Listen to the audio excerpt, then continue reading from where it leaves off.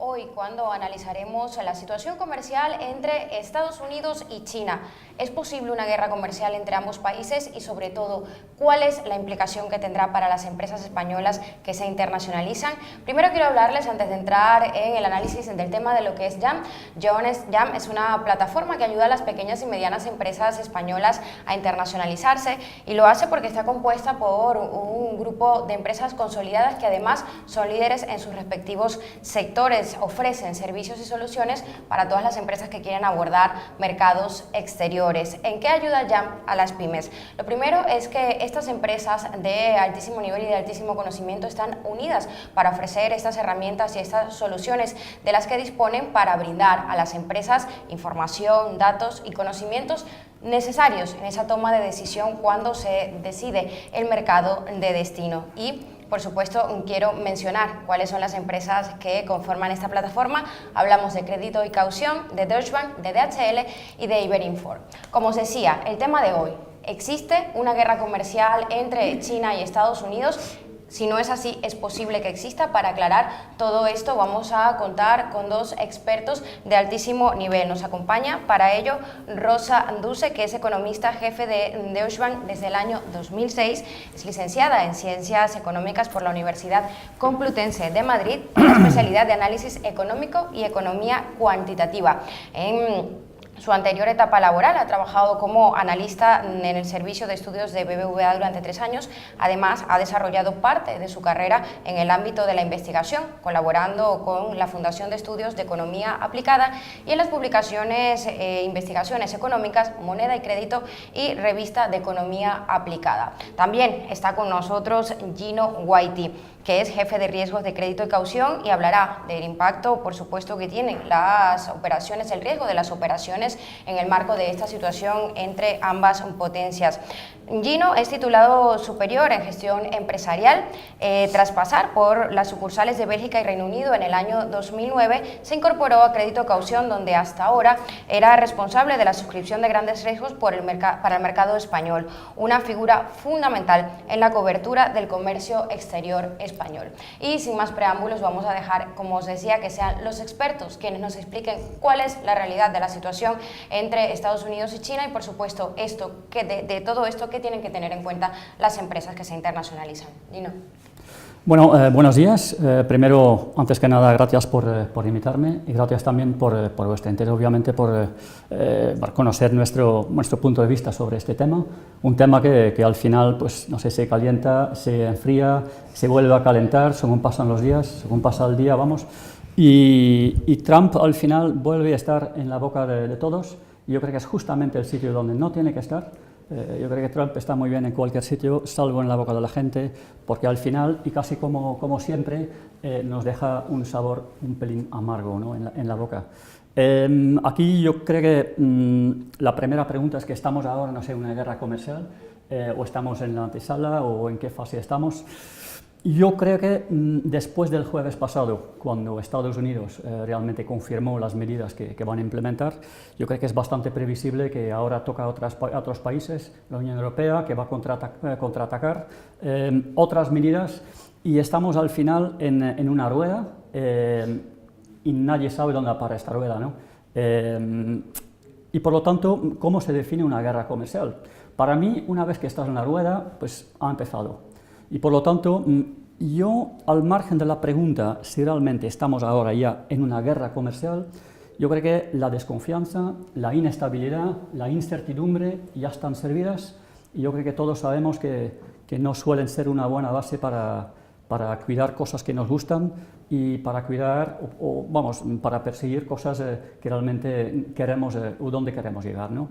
Yo creo que en general Estados Unidos anuncia, Estados Unidos corrige, Estados Unidos da marcha atrás, vuelve a corregir, y al final Estados Unidos da bandazos, no para dar bandazos, y esto en sí ya es nefasto para el comercio al nivel global, ¿no? Y es asombroso, porque al final estamos hablando de Estados Unidos, la primera potencia al nivel mundial, y nadie sabe lo que el señor Trump se va a sacar de la manga, no sé, el día de mañana. Y esto en sí yo creo que me parece muy preocupante. El mes pasado, ya en el mes de enero, en el mes de abril, quiero decir, ya preguntamos su opinión a los casi 8.000 cuentas de Twitter que nos siguen, o que siguen los contenidos de Crédit y Caution, y a los expertos, los analistas que forman la comunidad tuecos que tenemos en Crédit y Caution, y ahí la respuesta ya era muy clara. Casi 3 de cada 4 tuiteros economistas ya estaban convencidos que estábamos en la antesala de una guerra comercial. Y al mismo tiempo también yo creo que quedó muy claro de que este tema, conjuntamente con la incertidumbre sobre la política monetaria en Estados Unidos y la Unión Europea, es el mayor riesgo que existe al día de hoy y a lo largo de este año, y que amenaza claramente a la solidez del crecimiento al nivel mundial, ¿no? Nosotros pensamos que el crecimiento a nivel mundial, el PIB, realmente crecerá en torno a un 3,2%, pero obviamente hay un temor muy pronunciado de que justamente este tema, el avance del proteccionismo de Estados Unidos hacia una guerra comercial, puede restar una parte importante de este crecimiento, y ahí está la segunda pregunta, ¿no? ¿Cómo nos puede afectar todo este tema? ¿Cómo puede afectarnos o qué pueden ser los efectos de una posible guerra comercial? Bueno, si miras en el internet ya hay muchas cosas que, no sé, mucha gente que habla y muchos datos. Nosotros pensamos que todo este tema podría provocar una caída en torno a por lo menos medio punto porcentual, que puede parecer poco a primera vista, pero que es realmente muy relevante, ¿no? Según estudios nuestros internos, una gran parte, por ejemplo, de empresas de Asia-Pacífico prevén una bajada bastante pronunciada de su facturación. El 45% de las empresas que exportan desde Asia-Pacífico esperan una bajada en su facturación o sus ingresos en torno a un 10, un 20%, que es muy relevante al final. Y todo esto debido a la incertidumbre, debido a los cambios en los tratados comerciales que hemos visto a lo largo de los últimos meses y que vamos a ver, obviamente, no sé, a lo largo de los meses que vienen y los años que vienen, si esto perdura en el tiempo.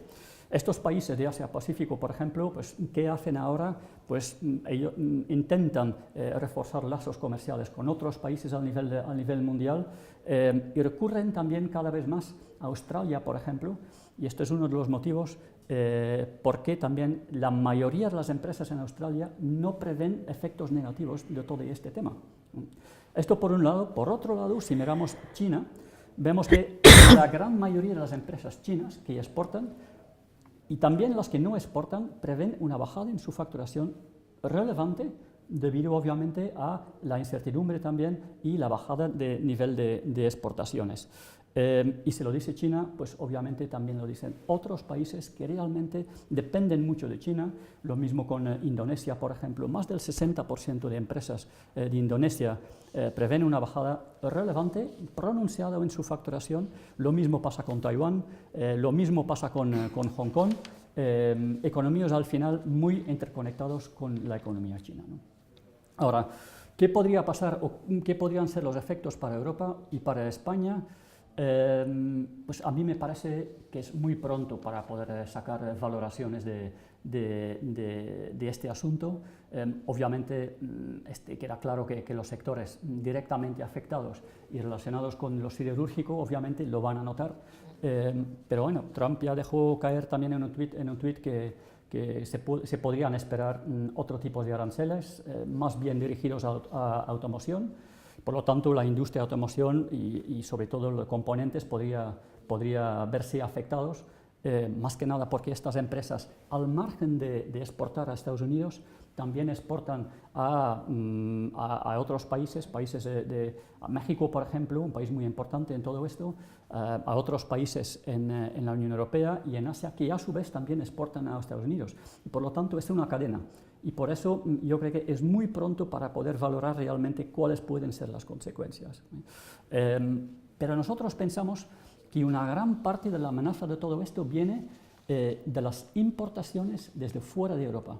Una gran parte de la amenaza puede venir de aquellas empresas que hasta ahora han estado exportando a Estados Unidos, pero debido a este tema del proteccionismo, está forzado o está obligado a buscar nuevos mercados y se puede ver obligado a refugiarse en Europa, por ejemplo, que puede provocar a su vez un aumento de competencia en ciertos sectores o subsectores, podría provocar un exceso de oferta también en ciertos sectores y subsectores, y por lo tanto también podría provocar desequilibrios en los precios, y esto sí que es peligroso.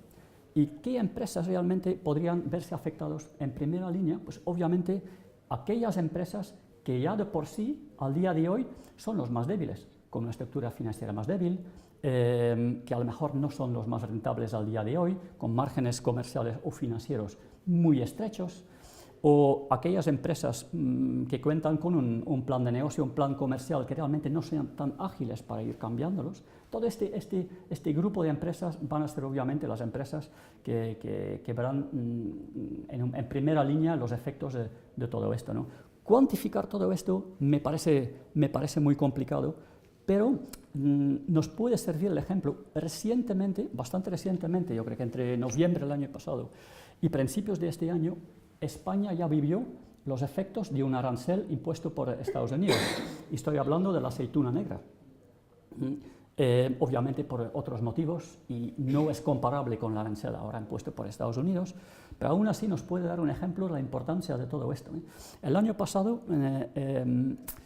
España exportó en torno a 32 millones de kilos de aceituna a Estados Unidos, por un valor en torno a 70 millones de euros. Pues en el primer trimestre de este año cae la exportación de aceituna negra desde España a Estados Unidos un 42%, mientras que al mismo tiempo otros países competidores a los que realmente no afectan estos aranceles crecen exponencialmente. En el caso de Egipto, por ejemplo, un 50%. En el caso de Turquía, hasta un 80%. Esto solo demuestra la importancia que puede tener, la relevancia que puede tener este tipo de aranceles para la economía en general y en la española en este momento, ¿no? Y a mí me parece que es obviamente desafortunado que justamente para España todo este tema del proteccionismo que está explotando confluye y se mezcla un poco también con incertidumbre a nivel político, en qué sentido vamos a ir, no sé, económicamente también, con un contexto también en Cataluña complicado, se mezcla con precios del petróleo que están subiendo, incertidumbre sobre posibles aumentos de tipos de interés en Estados Unidos y en la Unión Europea. Por lo tanto, es un poco desafortunado, es una pena porque realmente España iba por muy buen camino, pero por el otro lado, y con casi toda seguridad, La Roja seguramente ganará el Mundial este mes. Y no nos olvidaremos de todo esto. Esto ya lo decían los romanos, ¿no? Pan y circo para el pueblo. Y en este caso, no, obviamente, no me refiero al circo montado por Trump. Bueno, pues, a ver, yo te cuento un poco lo que yo creo. Yo creo que coincido bastante en lo que dice Guido, pero también es verdad que yo no soy tan negativa, ¿vale? O sea, yo creo que al final está claro que estamos en un mundo global, que se ha hecho un esfuerzo en los últimos años por internacionalización, lo cual está muy bien. Si miramos lo que ha pasado en los últimos, desde la crisis financiera, ¿qué ha ocurrido? Pues que realmente hemos visto cómo, como no había demanda doméstica, lo que han hecho las empresas españolas y del resto del mundo han ido a buscar esa demanda en el exterior. Y es cierto que realmente ha ocurrido esto, es decir, que si miramos ahora mismo el peso del sector exterior, no solamente en España, sino en las economías, en la mayor parte de las economías del mundo, pues cada vez es mayor. ¿Por qué? Pues porque incluso Estados Unidos, que es una economía que es relativamente cerrada, porque Estados Unidos, como es un país tan grande, realmente su peso del sector exterior no es muy alto. Pero incluso en Estados Unidos también se está abriendo todo lo que es el sector exterior. En el caso de España, pues es que ahora mismo son casi el 40% del PIB, es decir, que es que realmente las empresas, como no había demanda doméstica, se han ido a buscar al sector afuera esa demanda, ¿no? ¿Y por qué? Pues porque es evidente, ¿no? Llega un momento que tú puedes buscar ese cliente fuera. Y luego yo creo que la globalización ha tenido efectos muy positivos. Al final, ¿qué ha ocurrido? Pues que uno de los motivos por los cuales a día de hoy, con lo que crece el mundo, la inflación está muy baja, es precisamente por esta globalización, porque resulta que hay muchos Cuando tú compras productos de fuera sin aranceles, quiere decir que los precios a los que compras son más baratos y quieras que no, la inflación se mantiene contenida. De hecho, te permite ganancias de productividad, te obliga a ser competitivo. Lo que hemos visto en España en la crisis financiera es que realmente las primeras empresas que salieron de esa crisis fueron las empresas que se fueron al exterior. ¿Y por qué? Porque tuvieron que ser mucho más competitivas, tuvieron que ajustar sus costes de producción para poder competir fuera. Y eso es muy bueno porque permite, pues eso, ganar en productividad, ganar en competitividad y además beneficia lo que hablaba antes Guido, ¿no? Beneficia a los bancos centrales porque si la inflación está baja, pues es en ese calendario que hay ahora de salida de la política monetaria, de que hay que empezar a retirar todos estos estímulos de los últimos años, pues realmente los bancos centrales lo tienen más fácil porque la inflación no está subiendo, ¿no? Y esto que lo hemos visto a nivel mundial y lo vemos por países, pues en las empresas españolas es evidente. Si miramos el IBEX, a mí cuando muchas veces me preguntan como analista, ¿y qué piensa el banco? Porque ¿cómo le afecta a Santander la situación política en España? Y dices, pues es que Santander ya no es España. Si es que Santander, su negocio está fuera y esto es algo que se repite en todas las empresas del IBEX. Y además es impresionante, en el caso del IBEX, hace 40 años, hemos pasado de que a día de hoy el 65% de los ingresos de las empresas del IBEX depende de fuera, hace 10 años era 20 puntos más bajos y hace 40 era 40 puntos más bajos. Es decir, que es que hemos pasado de apenas el 15% a un 60 y tantos. Es una barbaridad lo que las empresas españolas se han ido fuera, y no solamente que han ido fuera, sino que son líderes de mercado en los países donde están, ¿no? Y podemos coger ejemplos tanto de empresas grandes como de empresas pequeñas, porque también las empresas pequeñas a día de hoy, como 65%, 66% de las empresas pequeñas cotizadas, también están poniendo sus ingresos del exterior, con lo cual realmente es un hecho que hay una internacionalización. La clave ahora que nos tenemos que preguntar es ¿por qué, si todo más o menos iba bien, qué ha pasado, ¿no? Porque es un poco lo que sorprende, ¿qué ha pasado, no? Y ha pasado, efectivamente, lo decías, ha llegado Donald Trump, y lo que todos sabemos a día de hoy es que el mundo después de Trump va a ser más proteccionismo que el mundo antes de Trump, y esto es evidente. Aquí la clave es, primero, por qué lo hace, y segundo, hasta dónde va a llegar, ¿no? El por qué lo hace, él lo tiene muy claro. O sea, el problema que tiene Estados Unidos es que, pese a ser una economía, como he dicho antes, bastante cerrada, es una economía que realmente tiene un peso, tiene unos déficits comerciales enormes, sobre todo con China. Por eso China es como el ojo del huracán, ¿no? Pero no solamente China, de hecho, lo que hemos visto en el año y pico que lleva gobernando, realmente es que va para todos. Entonces, hay como tres claves para él. Por un lado está todo el tema del acero y el aluminio, por otro lado está China y por otro lado está el NAFTA. Estos son como los tres pilares con los que está negociando ahora. Y es verdad que, como decías, estamos en un tira y afloja. Estamos en un tira y afloja porque realmente lo que está ocurriendo es que primero dice una cosa, o sea, lanza la piedra, cuando ya ve la onda enorme que se produce, entonces recoge velas y termina siendo algo intermedio. No, ni la piedra inicial ni el cero que había. Entonces, al final, yo creo que esa es la política de Trump y con esa tenemos que vivir. Y hasta ahora, ¿qué ha pasado? Pues en el caso del NAFTA, por ejemplo, pues parecía que podía haber un acuerdo antes de verano, pero parece que no, y ahí yo creo que tiene mucho que ver lo que decías de los automóviles, porque es un poco el tema clave en el NAFTA. Hay que tener en cuenta que el votante americano que votó a Trump es un señor, en muchos casos, que trabajaba en una fábrica que ya no está en Estados Unidos, sino se ha deslocalizado a México, y quiere decir que él ha perdido su trabajo y ve todos los días en el periódico que la tasa de paro salió el viernes el dato del 3,8% y pleno empleo, pero él no tiene trabajo. Por tanto, a él no le ha llegado esa magnífica recuperación de la economía americana. ¿Por qué? Pues porque esas empresas han ido a México. ¿Por qué? Porque México produce más barato. Entonces, ¿qué es el escollo en el caso del NAFTA? Pues que él quiere retocar los acuerdos comerciales que permiten el movimiento de componentes de auto sin aranceles. Lo que quiere es establecer, elevar ese peso, tal y como está la regulación ahora mismo, que me parece recordar es que como si tú en un coche, el 65% de las partes principales del coche están en Estados Unidos o en México o en Canadá, en el país donde está no hay aranceles en ese país. Pero ¿qué pasa? Que él lo quiere subir a 75%, de forma que la mayor parte de los coches se hagan en Estados Unidos y no en México. Y así puedes coger un montón de ejemplos. Entonces, claro, esto México obviamente no quiere, y el tema se ha enquistado, y teniendo en cuenta que hay elecciones en México este verano, pues lo normal es que esto se aplace. Por tanto, el NAFTA está ahí en el punto de mira. Luego, las importaciones al aluminio y al acero, él ya anunció en marzo que iba a poner importaciones al aluminio y al acero, ha ido negociando con algunos países, porque de hecho ya tiene un acuerdo con Brasil y, por ejemplo, con Sudáfrica, pero la semana pasada nos decía que Europa, por ejemplo, que tenía una exención temporal hasta el 1 de junio para poder negociar. Hemos llegado al 1 de junio, no hay acuerdo y ya está amenazando con que va a poner las importaciones de acero y aluminio.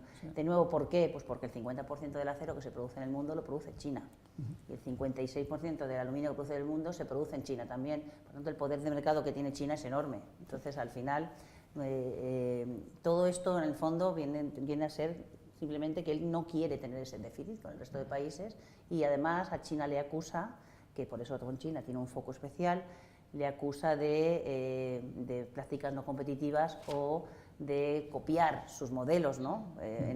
Pero también tiene que ver que en el caso de China, si miramos el iPhone se ensambla en China y tú hoy en día te puedes comprar un teléfono chino que es muy parecido al iPhone y que vale la mitad.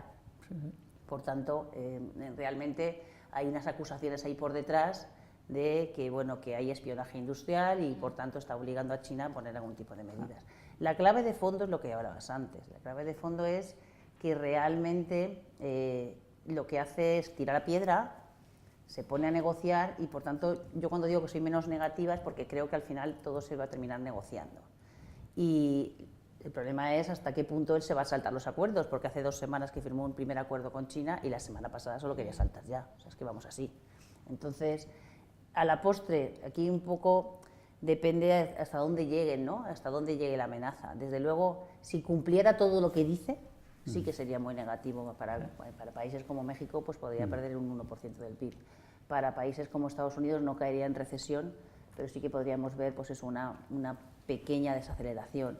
Para China, si me apuráis, sería quizás con todo el menos afectado, porque lo que está haciendo la economía china es un cambio muy brusco.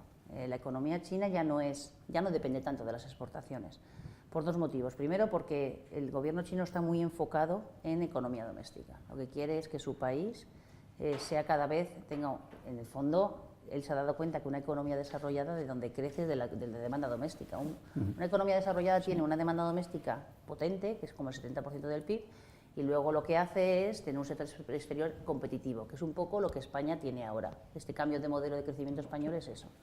China quiere hacer eso, entonces quiere, en el fondo, pues que sus habitantes consuman más, vivan mejor, y ese sea el grosso de su crecimiento. Por tanto, ya China no es la fábrica del mundo. China es la fábrica de algunos productos de alto valor añadido. Antes fabricaba el chip, es que ahora fabrica el iPhone. Entonces, realmente, ¿qué ha hecho China? Pues a nivel doméstico lo que está haciendo es que su población intente vivir cada vez mejor y demande más productos de consumo, que es un poco lo que le demanda a Estados Unidos. Es decir, en este primer acuerdo que han llegado comerciales, lo que Estados Unidos le dice a China es, para corregir ese déficit, yo quiero que tu demanda interna, que cada vez es mayor, me compre productos, que haya un acuerdo para que favorezcas que vengan productos desde Estados Unidos a China de bienes de consumo. Y a la vez, Estados Unidos lo que exporta a China básicamente es producto agrario, y esto va a seguir haciéndolo porque hay que dar de comer a todos los chinos, es decir, que efectivamente realmente eso va a seguir, y también exporta muchos aviones. Esa tecnología generalmente es americana, porque la mayor parte de las grandes empresas fabricantes del mundo es europea o es americana. Entonces yo creo que ahí ese déficit comercial se puede corregir por ahí. Y luego China lo que realmente tiene es que esas exportaciones de alto valor añadido ya no las está mandando, ya no depende tanto de mandarse a Europa, a Estados Unidos, como bien dices, es que está aprovechando todo su entorno. Y de hecho ellos exportan ahora cada vez más al resto de Asia. Por tanto, incluso en una guerra comercial horrible, si me apuras, a China le afectaría negativamente, podría perder, pero una economía que ya crece cerca del 7%, 6,7, 6,8, que fuera un 6 no sería una tragedia. Para Estados Unidos probablemente perdería, no crecería, ahora mismo está creciendo en torno al 2 y pico, a lo mejor podría crecer un punto por debajo del 1, que sería como una media recesión, y si me apuras, quizás los más afectados son los que estamos en medio, porque al final dependemos de unos y de otros. Entonces, por eso cuando hemos visto todas esas amenazas comerciales, cuando lo miras en el mercado, a quien más está castigando es a la bolsa europea, y a la que más a la alemana, porque es la economía que más exporta. Entonces, ese es el riesgo, ¿no? Que en esta guerra nos quedemos en el medio los que no habíamos participado y nos tengamos que comer todo esto. Lo que pasa es que yo creo que a la postre, por la actuación de Trump hasta ahora, creo que más de tirar la piedra y luego conseguir un acuerdo que siempre es mejor que lo que había antes, que era nada. O sea, él quiere poner aranceles y lo que hace es, voy a ponerte un arancel hasta aquí y luego si me quedo aquí en el camino, pues he ganado todo esto. Es una práctica muy empresarial, que en el fondo él es un empresario, y por tanto yo creo que Yo no creo que lleguemos a la guerra comercial porque efectivamente en términos económicos sería muy negativo cuando por fin tenemos una economía mundial que crece y crece mucho más de los últimos 10 años, cuando por fin parece que la inflación se encuentra moderada, que no tenemos un problema de inflación porque los bienes de importación son baratos. Sería una pena, como bien dices, que esto se rompiera. Y yo no creo que él, también hay que tener en cuenta que él se juega en el mundo político, es que tiene elecciones el 6 de noviembre, entonces mucho de lo que hace también es para esto, ¿no? Tiene que contentar a su electorado. Pero que esto llegue a la postre a una guerra comercial, realmente como para hundir la economía, yo me parece todavía un escenario bastante poco probable. Bien, pues vamos a abrir espacio para algunas preguntas y quería pues justamente comentarte, Rosa, tomando en cuenta todo este escenario, ¿hacia dónde deben mirar las empresas españolas que se internacionalizan? ¿Dónde pueden tener mayor oportunidad de crecimiento internacional? ¿Sabes qué pasa? Que las empresas españolas en los últimos años lo que han hecho, o sea, nosotros tradicionalmente éramos una economía que tenía un peso del sector exterior que no era muy alto, básicamente asentábamos mucho el crecimiento, como todos sabemos, en la economía doméstica y en el ladrillo. En los últimos 10 años no solamente nos hemos ido al exterior, sino que hemos incrementado la base de productos que exportamos y también la base de países a los que exportamos. O sea que tradicionalmente nosotros, a quien más nos afecta es Europa, es decir, la mayor parte de nuestras empresas miran a Europa, porque ahí no tienes un riesgo de arancel. Y yo creo que eso va a seguir siendo ahí, porque la economía europea sigue creciendo, los países del este de Europa, que son de la Unión Europea, que tampoco hay aranceles, siguen creciendo, y yo creo que eso siempre está ahí. Estados Unidos, con todo, sigue siendo un mercado muy importante para España y que con todo, incluso con estas amenazas comerciales, yo creo que todavía tiene bastante peso. Entonces, yo seguiría la misma técnica que estamos haciendo ahora, yo no cambiaría nada, porque yo no creo que habrá algún sector, seguro, que se ve más amenazado que otro, pero a nivel económico, en general, en conjunto de las empresas españolas, es que el mundo se ha abierto del todo, es decir, antes exportábamos hasta Europa, Latinoamérica y algo a Estados Unidos, y ahora no, ahora es Europa, Latinoamérica, mucho Asia, porque muchas empresas han ido hacia Asia y la zona asiática va a seguir creciendo. O sea, la zona asiática, ese desarrollo que todavía les falta a estos países, algunos, porque otros son como España, es decir, tú te vas a Corea y el nivel de vida de Corea, la renta per cápita de Corea es un país como España. Pero sigue habiendo mucho potencial de crecimiento en estos países y yo creo que la zona asiática sigue siendo un sitio donde hay que estar. Gino, y con respecto a hacer cuando se hace una evaluación sobre la situación económica, empresarial y el riesgo que puede implicar ese tipo de situaciones, ¿qué se puede esperar? Es decir, ¿cómo puede tener en cuenta una aseguradora de crédito este tipo de contextos para calcular un poco, ¿no?, cómo se va a manejar la incertidumbre internacional? ¿Tiene impacto en las clasificaciones de riesgo una situación como esta? Bueno, yo creo que cualquier acontecimiento económico a nivel mundial, pues obviamente nos impacta de lleno, ¿no? Este es muy relevante, y sobre todo si estamos hablando de un tema tan importante y un choque entre dos gigantes, ¿no? Al final, no sé, Estados Unidos y China, pues obviamente hay que tomarlo en cuenta. Pero este en sí obviamente no es suficiente como para dar un cambio de rumbo en tu estrategia crediticia. Obviamente, la estrategia no va a cambiar de un día a otro. Debido a esto, de un día a otro no vamos a ser mucho más restrictivos o mucho más generosos. Obviamente, este no es el tema. Yo creo que la labor de una aseguradora de crédito en todo esto es valorar cada operación de forma individual. Yo creo que es muy importante, sí. Y la valoración, en este caso, pues, no sé, para Credicaución, por ejemplo, pues, implica casi 400 variables para llegar al final a un perfil de riesgo, una valoración de una empresa o de un deudor, un comprador que tenemos en cartera. Y para llegar a este perfil de riesgo de una empresa, pues obviamente depende de muchas cosas, pero básicamente tiene tres patas. Primero, obviamente, una profunda análisis financiero a nivel individual de la empresa, ¿vale? Si es rentable, el endeudamiento bancario, todas esas cosas. Esto es la primera pata. La segunda pata es obviamente la experiencia comercial que tenemos con estas empresas, y esto es fundamental en el seguro de crédito, y ahí yo creo que Credicaución destaca comparado con otras empresas en el sector, justamente por la riqueza de sus datos, de su experiencia comercial. Y la tercera pata en todo esto es obviamente el contexto económico, financiero y social incluso. Obviamente no es lo mismo suscribir riesgos cuando la economía va muy bien que suscribir riesgos cuando estamos en recesión, cambia totalmente. Y en esta, la tercera pata, sí que obviamente entra el valorar qué implicaciones tiene, ¿no?, este avance del proteccionismo, y en este sentido obviamente lo tenemos que tener en cuenta, pero repito, nuestra labor es valorar cada operación individualmente por sí misma. De forma específica, ¿es posible quizá identificar cómo podría evolucionar el riesgo de impago en China en este contexto? Bueno, el año pasado fue un buen año para China, desde un punto de vista económico, pero es cierto que nuestros análisis y nuestros cálculos apuntan hacia paulatinamente un aumento en cuanto a insolvencias. Bueno, lo has comentado tú, ¿no? Todos sabemos que China está cambiando de modelo socioeconómico y está yendo más bien hacia un modelo basado en consumo y en servicios, ¿no? Y en este contexto sí que prevemos para ciertos sectores, por ejemplo, construcción, por ejemplo, o los sectores relacionados con la construcción, aluminio también, acero o transporte incluso, sí que prevemos que a lo largo de los años que vienen, pero siempre de forma paulatina, que se pueden ver un aumento en cuanto a impagos a insolvencias. Pero, repito, siempre de forma paulatina y